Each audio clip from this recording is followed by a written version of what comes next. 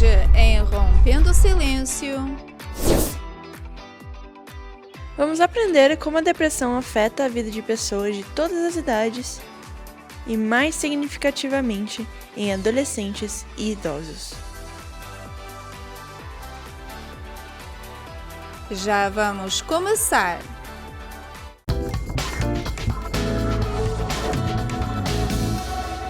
Bom dia e sejam todos muito bem-vindos a mais um programa aqui do Rompendo o Silêncio. Trouxemos um tema hoje para você que, pouquíssimo falado nas redes sociais, mas que muitas pessoas nesse instante estão lutando contra isso. Que vamos falar hoje sobre a depressão. Trouxemos especialista que vai nos ajudar a entender, e você que está do outro lado, a entender o que é realmente a depressão. Fica com a gente. Então não saia daí não, fique aí porque você vai entender melhor o que se trata a depressão. Vamos assistir então a primeira matéria sobre esse assunto e já voltamos com a nossa especialista. Até já. A depressão é um transtorno mental comum que apresenta a maior taxa de mortalidade do mundo. Diz-se que 5% da população é diagnosticada com essa doença. Aproximadamente 280 milhões de pessoas sofrem de depressão. Existem também diferentes tipos de depressão e suas causas podem variar. A depressão, se não for tratada por um profissional, pode causar sérios problemas de saúde, afetar e alterar atividades laborais, atividades familiares e atividades escolares da pessoa que a sofre, e até mesmo provocar pensamentos suicidas que podem se tornar realidade se não forem tratados a tempo. Os principais sintomas da depressão são sentimentos persistentes de tristeza, ansiedade ou um vazio, sentimentos de desesperança e pessimismo. Também irritabilidade, frustração ou inquietação, juntamente com sentimentos de culpa, inutilidade e desamparo. As causas da depressão são variáveis. Alcoolismo e drogas, por exemplo, podem causar a depressão, bem como algum evento traumático ou algum tipo de perda. A depressão é mais comum em mulheres do que em homens. Ainda não se sabe ao certo o motivo pelo qual é mais comum em mulheres, mas acredita-se que tem a ver com aspectos biológicos, hormonais e sociais. Mas você sabia que certos medicamentos e algumas condições médicas, como alguns vírus ou distúrbio da tireoide, podem causar os mesmos sintomas da depressão? Por isso, é importante que, se você acha que tem depressão, procure ajuda profissional para ter um diagnóstico preciso e poder tratar a doença da forma adequada. Reconhecer e aceitar nossas emoções é o primeiro passo para podermos nos curar.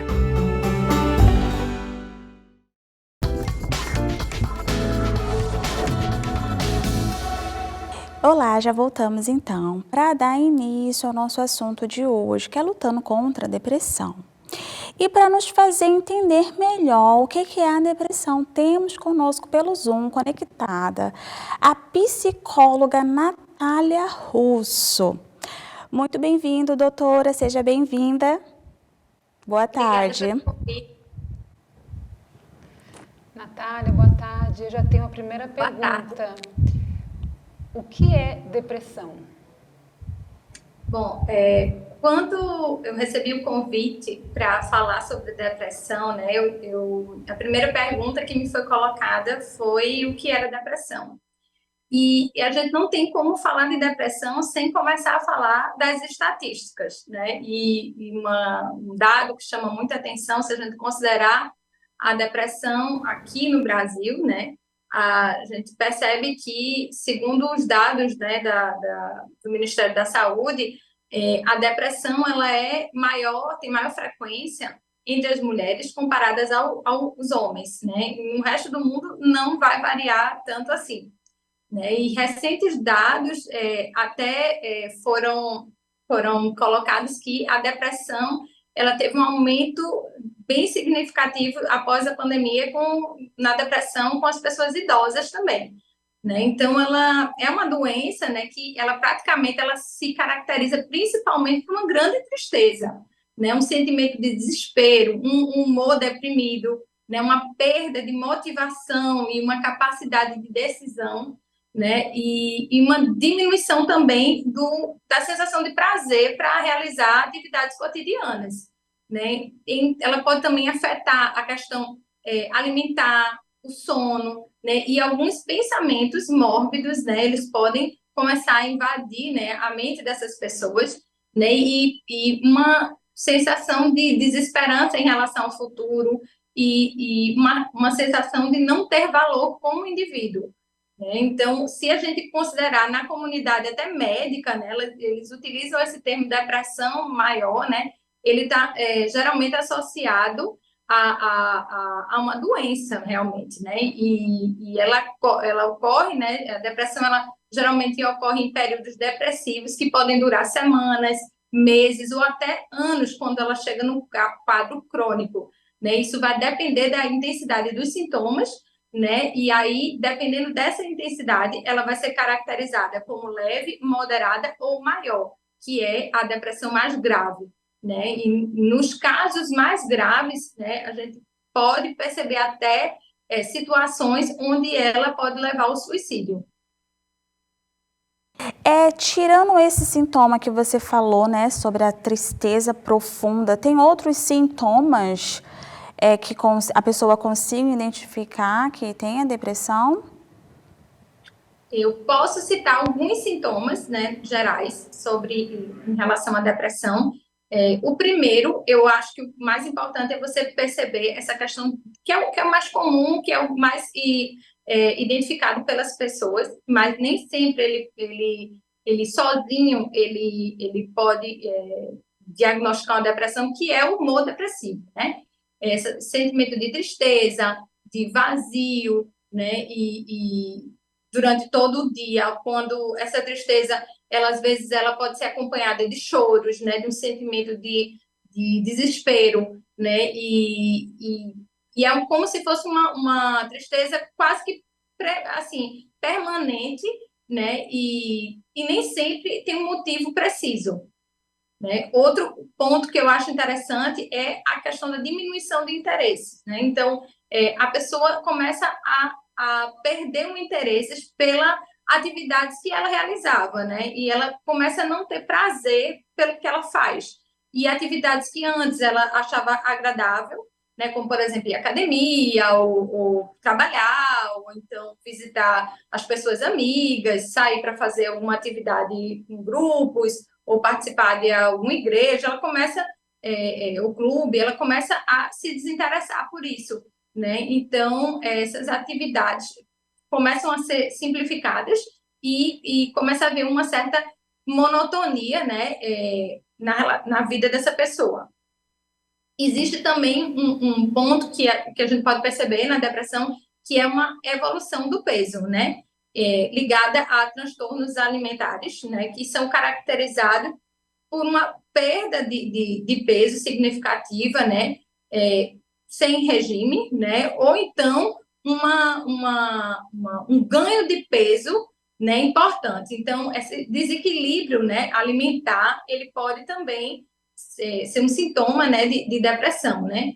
A perda, né, do peso, ela pode advir de uma falta de apetite ligado a essa falta de interesse geral da pessoa, e o excesso de apetite, ele pode se caracterizar por uma necessidade como se a pessoa quisesse preencher esse vazio, né, esse sentimento de vazio que ela sente, né, e comendo grandes quantidades de alimentos, né? Um outro fator também é a questão do sono, né?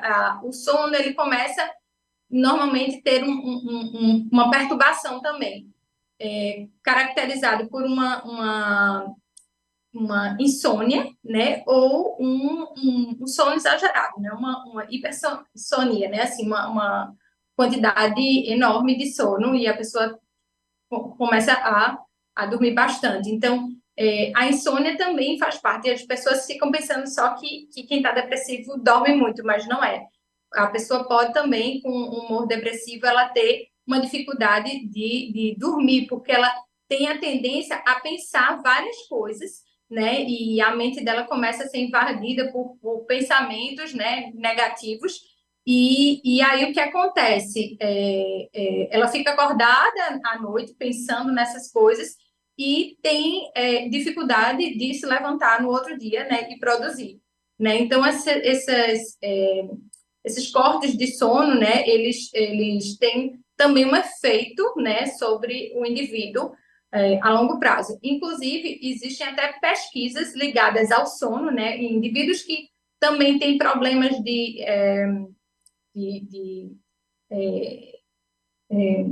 como, por exemplo, ligados ao sono que não tem apneias do sono, curtas apneias, eles podem até apresentar quadros depressivos. Uma das coisas que eu solicito normalmente aos meus pacientes é de fazer uma polissonografia do sono para verificar como está o estado do sono dele antes de diagnosticar uma depressão. Um outro fator que também eu acho interessante de mencionar é essa questão do comportamento psicomotor, né? Normalmente, essas pessoas elas têm uma diminuição desse movimento psicomotor, né? E é como se tivesse gestos mais lentos, né? Um déficit na hora de falar, né? Como se fossem um pouco mais lentos, né? E isso se caracteriza porque a depressão ela pode atingir algumas funções biológicas, né? Até como a digestão também, né? Então, tem alguns casos também, né, que a pessoa fica mais agitada. E isso pode até confundir, porque a pessoa fica mais agitada. É um pouco como o extremo, né? Como eu falei, o sono pode ter um excesso de sono ou uma diminuição de sono. Um excesso de apetite ou uma diminuição de apetite. Uma agitação psicomotora ou uma lentidão psicomotora. Então, o que a gente tem que observar é que alguns movimentos, né, algumas peculiaridades de funcionamento da pessoa foram modificadas. O cansaço também, né, a pessoa que tem esse humor depressivo, ela pode ter esse cansaço, né, e que normalmente fica ligado à questão do sono, né.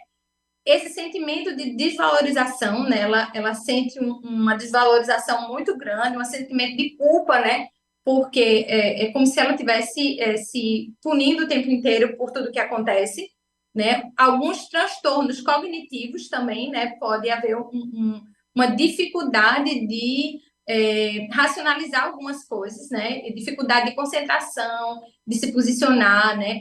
A dificuldade também de tomar decisões, né? Ela fica invadida por sentimentos de indecisões muito grandes. E, por fim, eu falaria do último, que seria a questão das ideias negras, né? Como a gente diz em francês, les idées noires, né? Assim, as ideias sombrias, que são as ideias relacionadas ao desejo de se suicidar, né? De passar para o ato, né? De suicídio, né? De planejar e de pensar ideias recorrentes de morte, né? E às vezes essa ideia de morte nem sempre é de se matar, mas a vontade, o desejo de morrer, né, de desaparecer, porque o sofrimento é tão grande que não necessariamente a pessoa quer fazer um ato contra ela mesma, mas ela tem o desejo de desaparecer, para não sentir aquele sofrimento. Ô, Natália, e de onde vem essa depressão, como que eu posso te dizer? Né? A causa dela. Da onde surge isso, né? Da onde surge esse sentimento, né? Como você falou, é uma profunda tristeza, mas da onde que vem? Depressão, esse sentimento de tristeza e de vazio, ele é um distúrbio do humor biológico, né? E ele pode surgir como resultado de eventos perturbadores da vida da pessoa, né? Pode ser relacionado a doença, a fatores psicológicos, mudança de vida do ambiente da pessoa, né? Algumas pessoas correm mais risco de sofrer depressão por causa do histórico familiar, né? Tem um fator genético, né? Enquanto outras é uma questão de ambiente também. Outras pessoas, né, pode ter algum vínculo em relação à questão sexual dela, que ela ainda não está definida ainda, e isso pode ter algum efeito sobre isso. Existe também as mudanças hormonais, né, também da pessoa. Então, assim, são vários efeitos, né? O efeito de álcool, dependência de droga, né? Incidência de violência ou de abuso sexual, né? Experiências associadas a escolas, né? Então, assim, é realmente multifatorial. E quais são os diferentes tipos de depressão? Existe? Existem alguns tipos, né? Eu vou mencionar alguns tipos de depressão aqui, né? Primeiro, eu posso falar que a questão da depressão reativa, né? Que é um distúrbio que ele é desencadeado por algum evento da vida, né? Então, assim, por exemplo, alguma pessoa morreu, né? Um ente querido morreu, houve uma separação, né? Houve a perda do emprego, né? E aí a pessoa termina perdendo um pouco da identidade, da questão social, porque às vezes não é somente perder o emprego, mas quando você perde o emprego, você perde às vezes aquele ciclo, né? De trabalho que você estava habituado e não, né? Pessoas que concentram muita energia no trabalho ou em algum lugar, quando perdem esse aparato social, elas ficam mais susceptíveis à depressão, porque o meio que ela vivia era o meio que sustentava, né, toda a logística social dessa pessoa. Então, quando ela é retirada disso, pela perda desse emprego, ela pode se desorganizar, né, se desajustar. Da mesma forma, uma questão de um divórcio, porque às vezes a pessoa é muito vinculada à família do cônjuge, né, então quando tem essa separação, às vezes não é somente o cônjuge, mas aquela rede de apoio, aquele vínculo, aquele social com a família do cônjuge, que pode desorganizar a pessoa também. Então, isso a gente fala muito mais, né, dessa depressão reativa, porque é em reação a algo, né? Existe também a depressão endógena, né, que tem muitos critérios para a gente definir, né, endógeno de dentro, né, que é um humor deprimido já da pessoa, né, uma perda de interesse pelo prazer, né, uma reatividade emocional, uma lentidão, uma agitação psicomotora, uma anorexia, ou perda de peso, né, então ela é vinculada muito à questão de uma desregulação dos ritmos biológicos dessa pessoa, né, e a gente pode também falar do termo endógeno, que seria uma depressão endógena, né, que seria muito mais, se refere muito mais a estados depressivos que parecem surgir dentro da pessoa, né, uma depressão neurótica, um conjunto de sintomas depressivos de intensidade frequente. Então, existe muito essa questão de que pode ser, assim, uma depressão leve ou moderada também. Existe uma depressão que já é muito conhecida, né, que é a depressão pós-parto, né, que é uma síndrome depressiva que aparece normalmente dentro de 4 a 8 semanas após o parto, né, que é com intensidade variável, e que as pessoas às vezes confundem, né, confundem com o baby blues, que é diferente, né? A mulher, quando ela tem um filho, ela passa por um período, né, de tristeza, porque há todo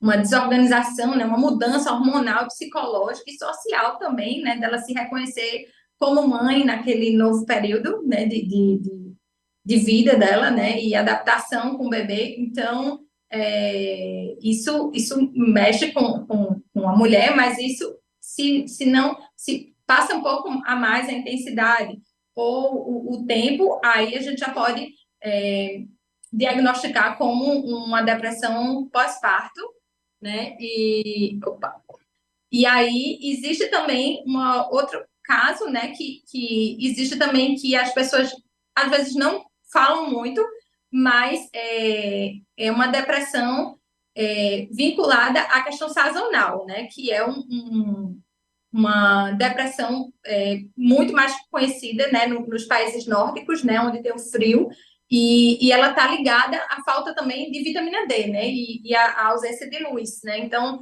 nesses casos, as pessoas, né, elas têm essas queixas, né, de humor depressivo muito mais nesses períodos frios, onde elas têm que se fechar um pouco mais, né, e não tem tanto contato social, né? E essa é uma depressão que ela às vezes muito forte no inverno, né? E ela se explica pela falta de luz, né? Então é uma questão da depressão mais sazonal.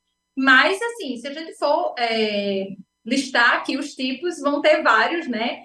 Existe também a depressão ligada aos idosos, né? Porque também passam por um período de mudança de vida. Então, eu posso salientar que sempre que tiver um período de mudança hormonal de vida da pessoa, a pessoa vai estar suscetível a sofrer de um quadro de depressão quando ela não consegue se adaptar ao novo status ou a nova forma, né, de vida que ela vai passar a ter. Então, né, a gente pode perceber que, às vezes, até os imigrantes mesmo, né, quando eles mudam de um país, né, e tem um novo país, eles passam por todo um processo do luto, né, na chegada do país, todo o processo de perda e autorregulação, e, às vezes, também passam por um período de depressão. Então, assim, existe todo um questionamento ligado à aparência, né? A gente pode dizer que os elementos que são os gatilhos, né? Que possibilitam esses quadros depressivos sempre que há uma mudança maior no estilo de vida da pessoa. E como que a depressão ela é diagnosticada? A depressão, assim, existe, né, alguns elementos, né, que são chaves para diagnosticar a depressão, que vão da questão comportamental, né, e aí a gente, o profissional, né, de psicologia, o profissional de psiquiatria, né, ele vai fazer toda uma análise, né, desse quadro, né, com a utilização, às vezes, de questionário, para identificar todo o comportamento, mapear, para poder identificar se caracteriza como uma tristeza, como humor, ou um transtorno de ansiedade ou de adaptação, para poder qualificar se realmente é uma depressão.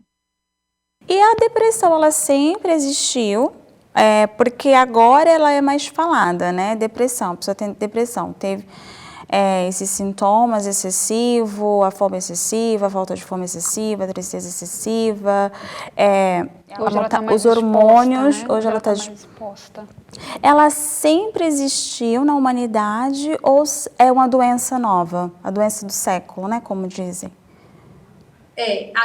Se a gente começar a ver em relação à história, a gente vai perceber que a depressão, né, ela é chamada, né, nos tempos anteriores como melancolia, né? Então, assim, ela tem se eu for assim, falar sobre a depressão, né? Esse termo, ele é utilizado desde o século mais ou menos acho que o 19, né? Nos primeiros tratados de psiquiatria, né? Mas a expressão, ela antes desses tratados de psiquiatria, ela era utilizada muito mais como tristeza profunda, né? Ou uma dor de existir, que era a chamada melancolia. Sim, obrigada. Natália, a gente vai assistir uma matéria e já voltamos. Tá bom, então, obrigada. A adolescência pode ser difícil. Há mudanças no corpo e no cérebro que podem afetar a maneira como os jovens aprendem, pensam e se comportam. E se também enfrentar situações difíceis ou estressantes, é normal que tenham altos e baixos emocionais. Mas se seu filho adolescente está muito triste há muito tempo, algumas semanas ou até mesmo meses, e não consegue se concentrar ou fazer as coisas de que geralmente gosta, ele pode precisar de ajuda. A adolescência é um período crucial para o desenvolvimento e manutenção de hábitos sociais e emocionais, importantes para o bem-estar mental, como adotar padrões saudáveis de sono, praticar exercícios regularmente, desenvolver a habilidade de relacionamento interpessoal, lidar com situações difíceis, resolver problemas e aprender a administrar emoções de forma correta. Estima-se que entre 10% e 20% dos adolescentes apresentam transtornos mentais, mas estes não são diagnosticados e tratados adequadamente. Segundo a Organização Mundial da Saúde, globalmente, a depressão é a quarta principal causa de doença e incapacidade entre adolescentes de 15 a 19 anos. Distúrbios emocionais podem afetar profundamente o desempenho acadêmico e a frequência escolar. A retirada social pode agravar o isolamento e a sociedade. No pior dos casos, a depressão pode sim levar ao suicídio. Pais, amigos ou familiares podem ter boas intenções ao dizer a um adolescente deprimido que isso vai passar ou que isso vai desaparecer, para ser mais positivo ou se esforçar mais. Mas a depressão não é sinal de fraqueza ou falha de caráter. A maioria das pessoas com depressão precisa de tratamento para melhorar, e os adolescentes não são exceção.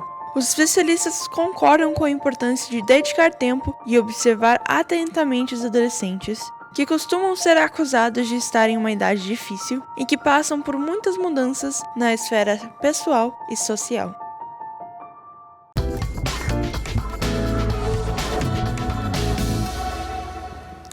E para dar continuidade ao tema, conosco ainda está a Natália. Nos escuta bem, Natália?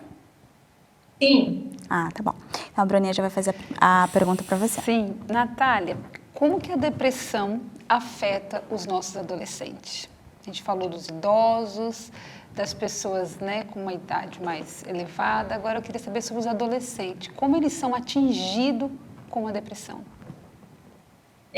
Normalmente, como eu falei anteriormente, eu gosto muito de falar de estatísticas, né? Então, a depressão, se a gente caracterizar em relação aos adolescentes e crianças, eu posso dizer que, né, segundo as estatísticas que eu vi recentemente, certamente ela é subdiagnosticada e subtratada em adolescentes, o que é uma pena, né?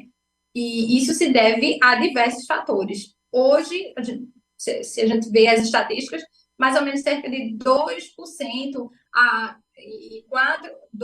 das crianças e 4 a 8% dos adolescentes, eles são afetados pelo transtorno depressivo maior, né? E essa depressão, ela afeta tanto meninos quanto meninas, mas 2 vezes mais meninas durante a adolescência, né? E muitos médicos, eles tendem a pensar na depressão como uma doença muito mais adulta, né? E eles relutam muito a rotular prematuramente o jovem, né, com um diagnóstico de depressão.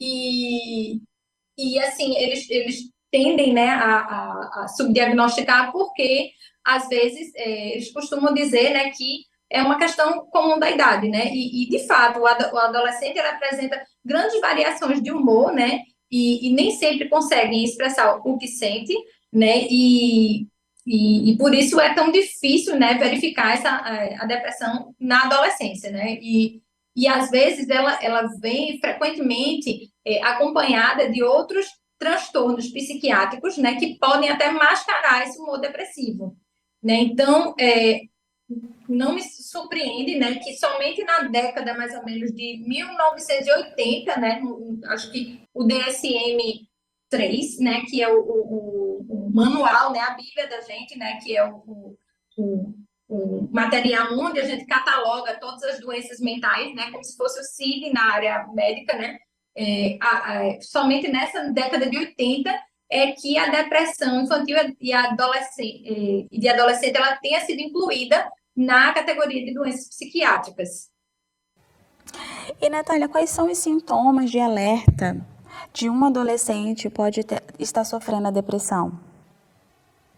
Os pais têm que ficar bastante atentos, e a escola também. Por quê? Existem alguns sinais que a gente chama de sinais sugestivos de depressão, né? Que são, por exemplo, queixas físicas vagas, né? Inespecíficas, às vezes, frequentes, como dor de cabeça, dor muscular, dores de estômago, ou uma certa astenia, né? Uma moleza, né? Uma ausência frequente da escola, né? Uma redução do desempenho escolar, né? Alguns são um pouco mais evidentes, como um planejamento de tentar fugir, né? E explosão de raiva, reclamação, uma certa irritabilidade que não era comum antes, inexplicável, uma hostilidade, uma tendência ao choro, né? E algum tipo de abuso de álcool, de substância, um isolamento social, uma dificuldade de relacionamento, medo de morte extrema sensibilidade à rejeição, à falha, né? Isso tudo são comportamentos que podem estar a risco, né? E eu acho que é o mais, assim, eu enfatizo muito com os pais dos meus pacientes, que é importante saber se essa irritabilidade ou esse comportamento de oposição, eles comum aos adolescentes, eles não estão mascarando essa depressão. Então, por isso que a gente tem que estar muito atento, porque existem coisas que são comuns da adolescência e outras que são vinculadas à depressão. E é difícil, às vezes, a gente verificar o que é normal e o que é patológico nessa sintomatologia depressiva por conta dessa mudança, né, hormonal e de comportamento comum da adolescência. E qual é a relação entre a depressão e o suicídio? O comportamento suicida é frequentemente associado à depressão. Isso é um fato, né? E os fatores de risco para morte por suicídio durante um episódio depressivo, eles incluem a depressão crônica, uma associação a transtornos de ansiedade, de abuso de substâncias, né? Um transtorno de personalidade limítrofe, impulsividade, agressividade, história de abuso físico, sexual, história pessoal familiar na tentativa de suicídio, né?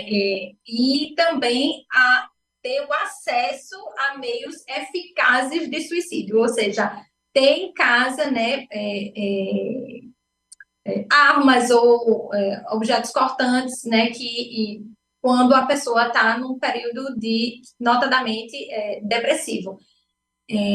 As meninas, um ponto interessante que eu chamo bem atenção para os pais é que as meninas, elas correm mais risco de tentar o suicídio, mas os meninos, eles correm mais risco de morrer por suicídio, né? Por quê? Por uma característica própria masculina de impulsividade, né? Então, eles têm a ser mais incisivos quando utilizam armas do que as meninas, né?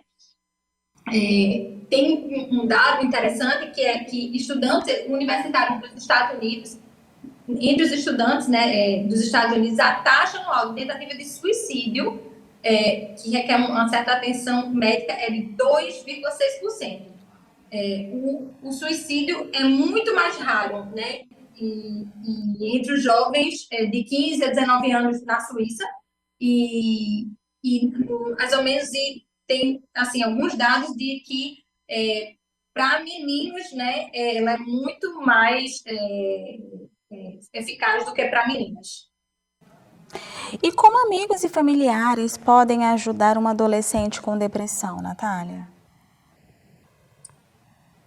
Eu diria que o papel dos pais, né, é essencial para ajudar esse filho a sair da depressão, né? E esse papel desse pai, dessa mãe, é essencialmente ligado a saber se ele conhece esse filho, se ele observa esse filho todos os dias, porque tem algumas até, não sei se eu escutei, né, uma expressão, né, a geração do quarto, né? São os filhos que eles vivem no quarto com a porta fechada e que os pais, eles não sabem o que está acontecendo lá dentro, sabem que o filho está, né, jogando, né, mas não sabe de fato o que acontece. Então, eu noto que há um certo distanciamento, né, principalmente com o uso de eletrônicos, né, dessa família que às vezes não senta mais na mesa, não se relaciona mais, não conversa. Então, eu falo muito para os pais, para os amigos, assim, e para as pessoas que estão no entorno desse adolescente,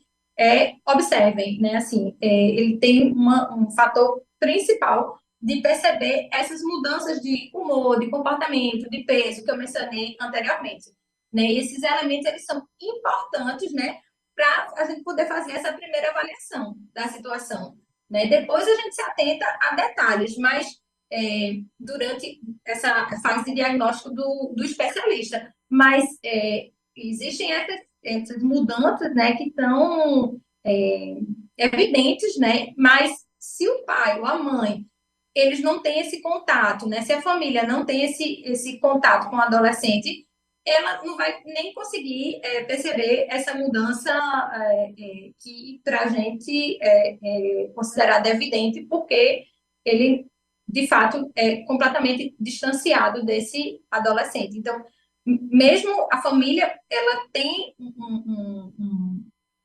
uma função importante, não somente para ajudar o adolescente, mas até anteriormente falando, para diagnosticar a situação também. E quais são os mitos da depressão na vida de um adolescente? Eu diria que muitos mitos relacionados à depressão na adolescência é que os pais, às vezes, eles resistem a esse diagnóstico, demoram a buscar o tratamento, né? Porque eles acham que os filhos, às vezes, não têm problemas suficientes, né, na vida deles para desenvolver um quadro de depressão, né? Então, esse é o discurso que eu escuto bastante em consultório, né? E às vezes, eles acham que, né, os filhos estão sendo dramáticos, instáveis, né? E que o mundo desses adolescentes, eles desabam qualquer coisa, eles são, né, a geração do mimimi, né? A geração Nutella, como dizem aqui no Brasil, né? Então, assim, isso faz com que a gente tenha uma dificuldade de chegar, né, ao diagnóstico de maneira precoce. Né? Então, acho que essa falta de humor, essa alteração de humor, ou esse interesse ou apatia são comuns nessa fase. E, por isso, esse diagnóstico, né, essa depressão, ela pode passar despercebida. Né? Então, até a própria gravidade da depressão, né, ela pode ser intensificada por conta dessa demora desse diagnóstico. E alguns pais, eles não sabem, né, não têm essa informação que nem toda depressão é igual, né? E esse tratamento da depressão, ele vai variar de acordo com diversos fatores, né? Que inclui desde a gravidade da depressão a doenças mentais concomitantes. Por exemplo, uma criança que tem, né, um adolescente que tem déficit de atenção e hiperatividade, que tem ansiedade, né, que faz uso de substâncias, né, que tem algum transtorno, outro tipo de transtorno. Então, tudo isso, né, vai ser diferenciado nesse tratamento, né. Tem um trabalho que eu acho interessante citar aqui, uma pesquisa já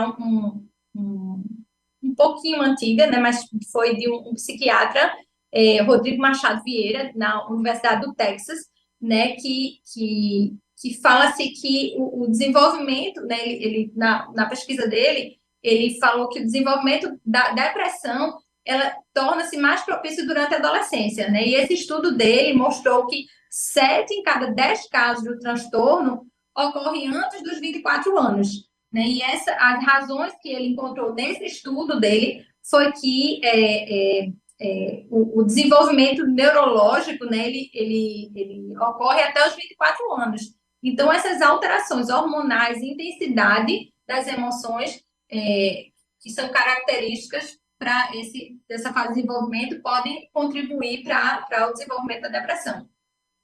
Natália, e é possível prevenir a depressão? Se sim, como?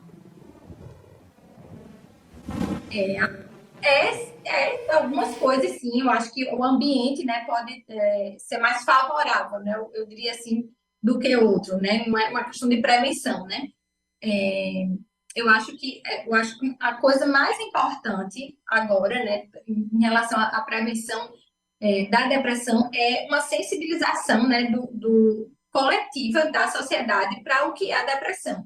Né? Então, uma melhor divulgação de conhecimento sobre o que é a perturbação depressiva, as formas de tratamento, né? Como trabalhar essa desestigmatização, né? E essa triagem desse transtorno. Né? Então, assim, eu acho que a depressão ela é um problema de saúde pública, né? E para que a gente possa prevenir, não somente em adolescentes, e em adultos, idosos ou mesmo imigrantes, ela precisa, a informação, né, em relação à depressão, ela precisa ser divulgada. Isso é um papel social importante, né, principalmente como vocês estão fazendo agora, né, utilizando esse espaço para falar da depressão e aí ele permite com que as pessoas comecem a ter uma noção do que é, né? E a partir dessa informação, né, que às vezes eles escutam numa televisão, num outro tipo de programa, na internet, elas começam a ficar mais atentas, né? Então, acho que a divulgação da informação é importante, mas tem outros pontos também que eu digo que não é nem uma questão de prevenção, mas que são fatores de proteção contra a depressão, né? Que não deixam de ser fatores de prevenção, né? Então, assim, um adolescente que ele tem uma boa estima, né? Então, um ambiente, né, familiar que favoreça a boa estima desse adolescente, né? Pais que fortalecem essa estima e não mencionam apenas aspectos negativos desse adolescente, ajudam nesse quadro, né? Um estilo cognitivo positivo, né? Uma confiança desse adolescente na capacidade dele de adaptação, um otimismo, né? Atividades mais criativas, né? Então, assim, uma boa qualidade desse vínculo familiar, né? Em casa, né? Uma capacidade de ter apoio dos amigos e dos adultos do entorno, né? Uma prática esportiva recreativa, religiosa, onde esse adolescente ele possa ter vínculos saudáveis. Então, tudo isso são fatores de proteção. Natália, nós acompanhando contigo, a gente está detectando que a depressão é uma doença, né? E como todas as doenças, existe cura.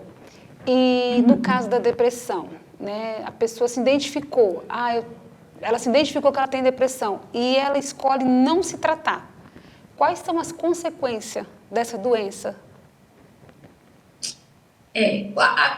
Assim, são vários, né? Tem a consequência para a pessoa e para o entorno, né? O entorno, para a família, para as pessoas que trabalham com esse indivíduo, né? Para os adolescentes que estudam com esse indivíduo. Então, assim, ela vai realmente ter uma repercussão individual, né? Para a pessoa que tem a depressão e para as pessoas do entorno também, né? E isso se dá, assim, a curto e médio prazo, né? Então, por isso que esse manejo dessa depressão, de administrar essa depressão, é importante, porque ela pode culminar, né, numa crise suicida, né? Então, a longo prazo, né, a gente tem que tentar tratar e ajudar esse adolescente a superar essas vulnerabilidades, né, e recuperar essa autoestima, né, dependendo da gravidade da depressão, com técnicas, né, diferentes, como psicoterapia, né, eu recomendo particularmente a cognitivo-comportamental,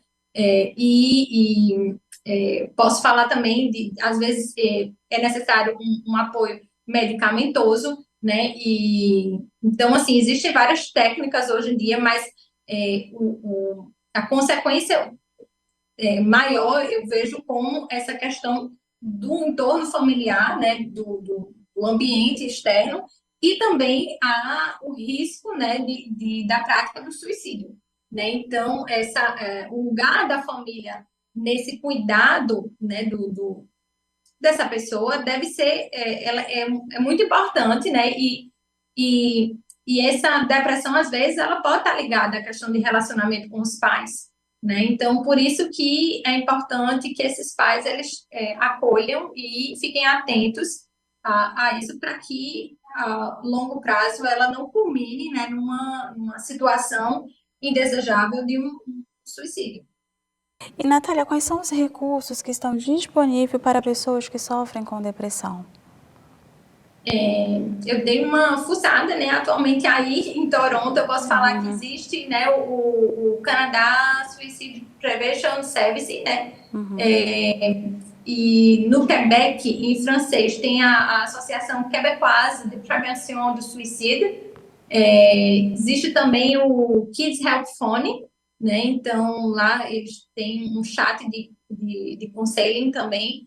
Você pode conseguir informação na Associação Canadense de Prevenção do Suicídio, né? Então, assim, existem hoje no Canadá, no Brasil, né, vários organismos de apoio, né, às vezes telefônicos, né, que podem dar suporte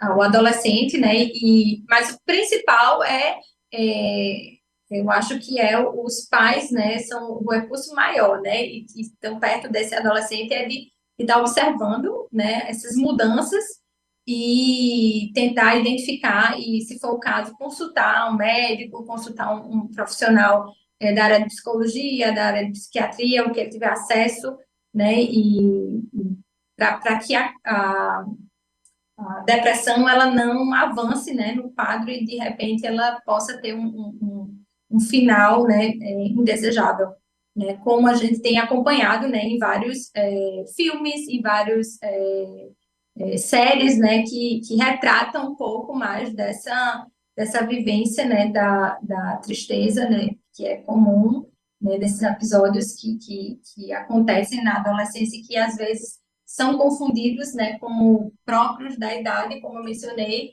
e que na realidade estão muito mais avançados para uma patologia, que é a depressão. Queremos agradecer, então, pela sua participação hoje aqui com a gente. Muito obrigada, Natália. E esperamos você na próxima vez aqui no estúdio com a gente. Obrigada. Até a próxima, então. Tenham boa tarde. Boa tarde, vocês também. Tchau, tchau. Tchau, tchau. Então, vamos assistir ao nosso testemunho de hoje, depois voltamos com o Momento Rompendo o Silêncio.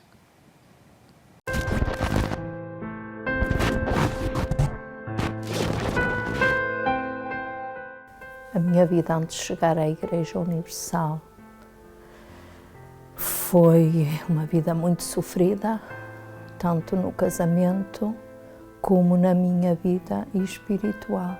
A minha mãe engravidou de mim, a minha avó rogava pragas à minha mãe e a mim, mesmo sem eu ainda existir, ainda estava no ventre, mas essa minha avó não gostava da minha mãe, nem da gravidez. E eu nasci defeituosa, porque a minha mãe teve uma semana para eu ir ao mundo e as parteiras lá da aldeia não conseguiam fazer o trabalho de parto. E queriam só salvar a minha mãe, já não pensavam no bebê. Então agarraram em mim de qualquer jeito e torceram-me o rosto, deformaram-me os olhos, o osso daqui não o tinha, passou para o centro da testa. A minha mãe depois acabou por dizer que tinha vergonha do bebê que tinha, que me escondia, porque eu estava defeituosa. Depois, cheguei aos 19 anos, conheci o meu marido. E só namorámos 1 ano, casámos. Ao fim de 2 dias de casada, começou a fugir de casa de manhã, só vir à noite. Começou-me logo a trocar. Passaram-se 9 meses, eu estava grávida de 7. Eu, tão triste e tão desesperada, fui para uma varanda para acabar comigo e com a minha filha que eu trazia na barriga. Passado 1 ano e meio, tive outra menina. Só que nessa altura, eu ainda não estava bem. Fui à farmácia, comprei remédios para acabar com aquela gravidez. E eu estava a tomar aquilo de 2 em 2, 3 em 3, 2 em 2, 2 em... E depois veio-me assim uma coisa à ideia. Tu estás a tomar isso tudo, tu não vais matar a criança. Tu vais-te matar a ti e a outra vai ficar só. E se eu acabo comigo também e depois aquela criança? Não me matei porque pensei na outra criança. Foi-me diagnosticada a depressão. Os meus problemas de saúde eram o estômago, que eu tinha sempre muito fogo, muita ardência no estômago. Tinha no meu lábio uma ferida há 12 anos que não passava, era crónica, era profunda. Eu nem podia lavar os dentes. Abrir a boca, começava a sangrar para lavar os dentes. Rir eu já não me ria, mas também não o poderia fazer. Era também as dores de cabeça constantes, tinha 2 estalos aqui atrás muito grandes, que o médico queria me operar, e eu também tinha óculos, uma graduação muito grossa. Porquê? Porque eu tinha já de nascença estrabismo e miopia. Foi derivado ao mau trabalho de parto. Chamavam durante o dia muitas vezes por mim. Dava comigo, alguém chamava por mim, eu olhava para trás, não era ninguém. Era assim, meu Deus, eu estou a ficar louca. E o meu homem uma vez chegou a casa e disse, sabes que há uma senhora que diz que em Braga há uma igreja muito boa e que cura? Tu queres ir? Eu quero.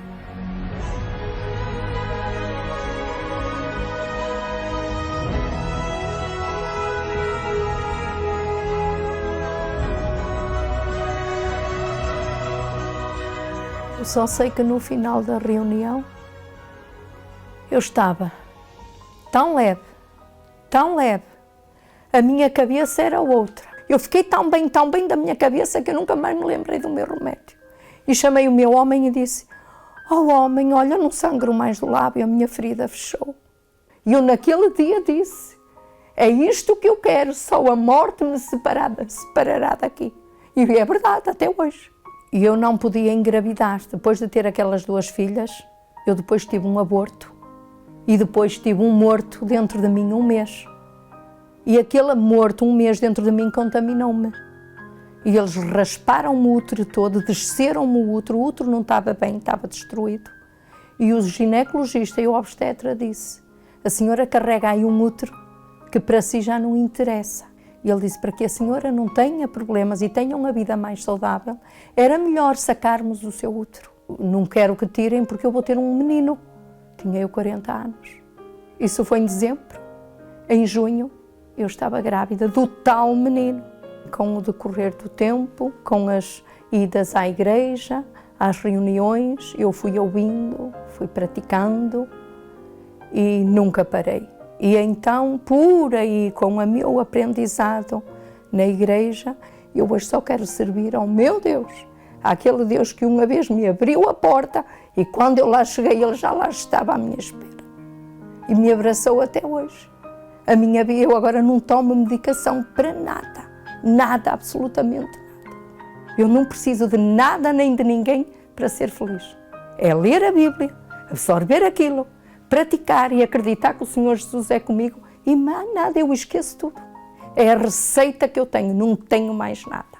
É a receita, nem foi a farmácia, nem foi as bruxas, foi a fé no Senhor Jesus. Uma tristeza profunda, uma vontade de morrer, uma voz que diz, acaba com tudo. E o pior é ouvir das pessoas que isso é frescura. Mas só você sabe a dor que carrega dentro de si, que não é no corpo, mas na alma. Vinde a mim, todos os que estão cansados e oprimidos, e eu vos aliviarei. Chegou a hora de buscar aquele que pode remover essa dor de dentro de você. Participe nesta sexta-feira.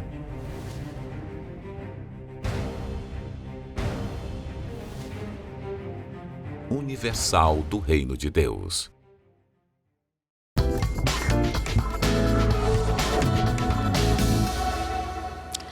E além de você ter visto agora, de você ter ouvido esse testemunho lindíssimo, temos preparado para você também um versículo bíblico. O salmista, nosso grandioso salmista, ele diz assim, deixou relatado para a gente: os cordéis da morte me cercaram e angústias do inferno se apoderaram de mim. Encontrei aperto e tristeza. Então, Sarinha, esse problema de depressão, ele não é novo. Não. Ele já existia. Uhum. Ele já existia. E Davi, ele se pegou nessa situação.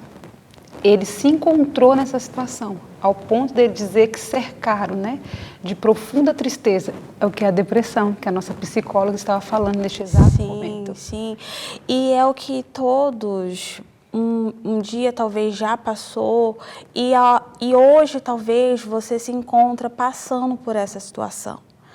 Mas a diferença está aonde você busca o recursos. Porque sim, temos os recursos humanos para você se ver livre da depressão, mas também temos os recursos espirituais. Porque sabemos que somos corpo, alma e espírito, todos nós somos. Então você que nesse instante se encontra numa profunda tristeza, talvez você já venha acompanhado dessa tristeza há muitos anos, por uma perda que você teve, né? Você se encontra naquela situação de comer excessivamente, você não se dá bem com ninguém, você não fica bem ao lado das pessoas. Sempre está sozinho, isolado, num quarto fechado, escuro, né? Não se aceita. De repente, essa pessoa não se aceita por um erro que ela cometeu como ser humano, como humano, Sim. e ela não se perdoa, então ela vem carregando essa culpa até hoje. Você não tem nada a perder, nada a perder. Você se encontra nessa situação aí, fechado num quarto escuro, ouvindo vozes, buscando a morte. Antes de você buscar pela morte, dê mais uma oportunidade para si mesma. Venha em uma das nossas locações aqui no Canadá, da Igreja Universal do Reino de Deus. Você pode ligar para obter os endereços, você pode entrar no nosso website, vai aparecer aí na sua tela o nosso telefone, manda uma mensagem de WhatsApp. Aqui estamos na 2420 Dufferin Street. A igreja está aberta do período da manhã até o período da noite. A qualquer hora do dia, a qualquer hora da semana, você pode sim vir aqui, porque eu tenho certeza que você não sairá daqui da mesma maneira que você entrar. E fazer o que o salmista fez. Ele disse para si mesmo: então invoquei o nome do Senhor, dizendo: ó Senhor, livra minha alma. E é o que nós vamos fazer agora. Vamos fazer agora, e você terá sim força para chegar até aos nossos endereços. Por favor, convidamos a você a fechar os olhos nesse instante. Vamos orar.